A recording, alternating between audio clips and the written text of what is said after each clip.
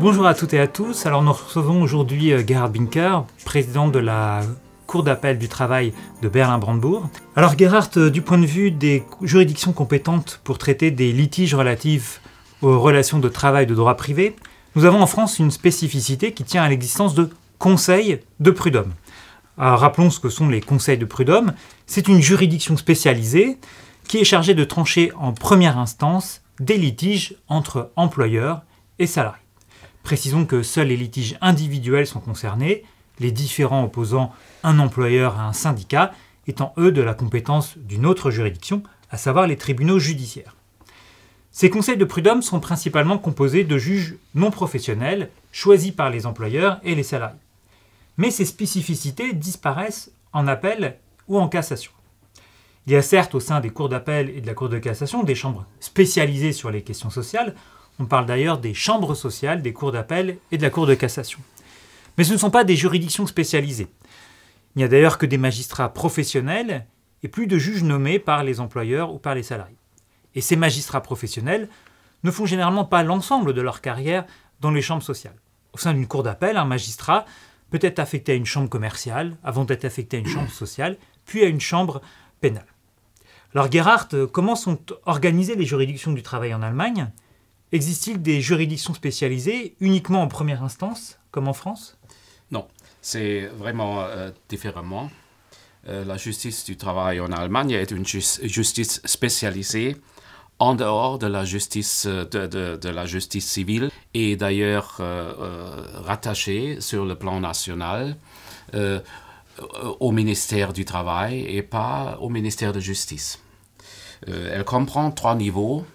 En première instance, la justice est confiée aux tribunaux de travail qui sont composés d'un magistrat professionnel et de jurés, l'un provenant du côté salarial et l'autre du côté patronal. Les jurés sont souvent des DRH côté patronal ou des syndicalistes côté des salariés avec une certaine expérience. Ils ont les mêmes droits que le juge professionnel, c'est-à-dire aussi dans les délibérations, le juge professionnel pourrait être mis en minorité. Ce qui arrive très très rare, mais ça peut arriver. Contre les décisions des tribunaux de travail, il y a l'appel à la Cour régionale d'appel du travail. Les cours régionales sont organisées normalement au niveau d'un land. Les plus grandes Länder en 2 ou 3, mais en principe au niveau d'un land. Et ils ont la même composition que les tribunaux en première instance, c'est-à-dire un magistrat professionnel et 2 jurés. Et contre les décisions de la Cour d'appel, il y a la possibilité de faire la révision auprès de la Cour fédérale du travail qui siège à Erfurt en Thuringe. Là, on trouve la composition de 3 magistrats professionnels et 2 jurés, c'est-à-dire pour la première fois une prépondérance des magistrats professionnels.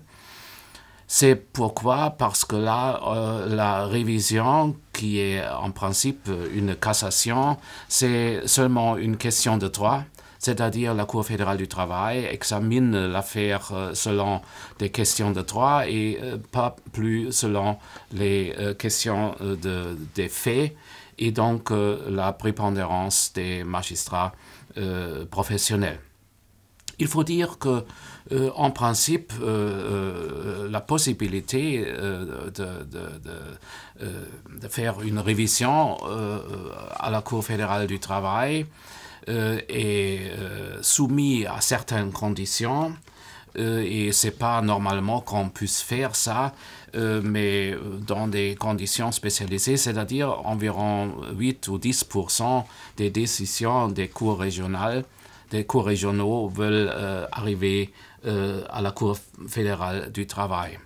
Là, il y a parmi les jurés des spécialistes des syndicats, souvent des juristes en droit du travail spécialisés, c'est-à-dire l'élément pratique est un peu élevé que dans les autres instances de la juridiction du travail. Nous voyons donc une grande différence entre l'Allemagne et la France parce que la juridiction du travail en Allemagne reste entre soi, c'est-à-dire une juridiction spécialisée. Nous voyons grande différence aussi en ce qui concerne la compétence. Les tribunaux de travail sont compétents pour les litiges individuels, c'est-à-dire licenciement, salaire, congés payés, et ça, mais aussi pour les litiges collectifs, c'est-à-dire des litiges, par exemple, du conseil d'établissement contre l'employeur, souvent pour les questions de cogestion, codétermination, et les litiges entre le syndicat et l'association patronale en ce qui concerne les conventions collectives ou même en ce qui concerne la grève. Et on peut dire que c'est une compétence globale et exclusive en ce qui concerne toutes les questions du droit du travail. Pour les magistrats, il y a aussi une différence de ce que tu as dit il y a quelques minutes. Un magistrat en droit du travail en Allemagne reste dans son métier pendant toute sa carrière. C'est-à-dire il est spécialisé, il connaît les règles mieux que d'autres, peut-être mieux que les avocats, parce que les avocats sont souvent un peu généraux. Mais le magistrat est spécialiste en droit du travail et il reste pendant toute sa carrière. C'est-à-dire, on arrive à une certaine professionnalité des tribunaux du travail. Un mot pour la manière de la procédure. Les tribunaux de travail essaient dans toutes les instances de concilier les parties.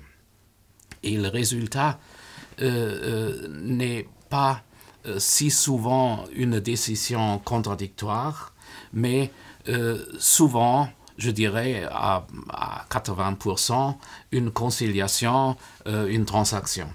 Et ça, c'est vraiment important parce qu'on dit il règle le problème et il ne tranche pas le litige dans des idées de la procédure civile. Et aussi important, c'est que parce qu'on trouve si souvent des conciliations, on peut agir très vite. Il ne faut pas rédiger une décision. Et pour donner des exemples, il y a des chiffres dans les statistiques qui disent 50% des affaires en première instance sont réglées dans les 3 mois et je dirais 30% en plus dans les 3 mois, c'est-à-dire 80% dans les 6 mois. Bien, merci Gerhard pour ces précisions. Venons-en maintenant à une deuxième question, plus technique, qui concerne l'égalité en matière de rémunération. Alors, en matière d'égalité de rémunération, le droit européen comporte plusieurs règles spécifiques.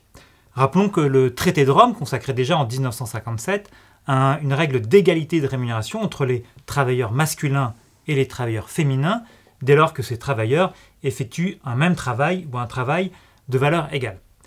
D'autres textes européens ont ensuite prohibé l'existence de discrimination en matière de rémunération, par exemple entre travailleurs à temps partiel et travailleurs à temps plein. Mais l'une des singularités françaises est que la Cour de cassation, dans un arrêt aussi célèbre que contesté datant de 1996, a considéré que la règle de l'égalité de rémunération entre les hommes et les femmes n'était qu'une application à un cas particulier d'une règle de portée plus générale qu'elle a appelée « arrêt à travail égal, salaire égal ». Alors ce principe à travail égal, salaire égal n'a en réalité pas pour finalité d'uniformiser les rémunérations au sein des entreprises. Il a simplement pour objectif de mieux contrôler les différences de traitement entre salariés instaurée par l'employeur. Cela signifie que si les salariés sont dans une situation comparable, l'employeur ne peut les payer différemment que s'il démontre qu'il existe des raisons objectives et matériellement vérifiables justifiant cette différence de rémunération. Alors Gerhard, qu'en est-il en Allemagne? Existe-t-il un principe de portée générale à travail égal, salaire égal? C'est une question difficile. La Cour fédérale explique dans sa jurisprudence constante qu'un tel principe n'existait pas dans le droit du travail allemand. Toutefois, le tribunal précise en outre qu'une telle règle ne saurait en elle-même, en soi, servir de fondement à une demande. Elle explique qu'un tribunal ne saurait pas faire une décision seulement sur la base de ce principe, mais il faut avoir des fondements de droit plus précis et plus clairs et plus spécialisés pour les questions qui se posent là. Un des fondements de droit pourrait être, par exemple, l'article 157 de TFUE que tu as déjà mentionné, ou les règles qui imposent une égalité entre les salariés à temps plein et les salariés à temps partiel, Mais ce sont des fondements concrets pour arriver à une décision. Sans ces fondements concrets, le tribunal ne peut pas exprimer une décision pour le demandeur. C'est-à-dire, le principe n'existe pas en soi, mais naturellement, il y a des règles qui arrivent finalement à le même but, c'est-à-dire l'égalité de rémunération. Mais pas sur la base de ce principe. Il y a une règle en plus, c'est le principe d'égalité de traitement qui s'applique dans le droit du travail chez vous et chez nous aussi. Et si les conditions de ce principe sont remplies, on peut arriver à travers le principe d'égalité de traitement en droit du travail à des résultats qui sont peut-être comparables. Mais le principe en soi, je dirais, c'est peut-être plus un postulat qu'un vraiment fondement du droit. Merci Gerhard, je pense que tu as bien résumé l'ensemble des questions qu'a posées tant la reconnaissance que la mise en œuvre de cet arrêt de 1996. C'est vrai que maintenant on se réfère plus souvent au principe d'égalité de traitement en matière de rémunération, plutôt qu'à la formule travail égal, salaire égal, qui effectivement promet beaucoup, mais est difficile à mettre en œuvre. Alors, merci pour cette vidéo, merci Gerhard, et nous nous retrouvons bientôt pour d'autres vidéos franco-allemandes.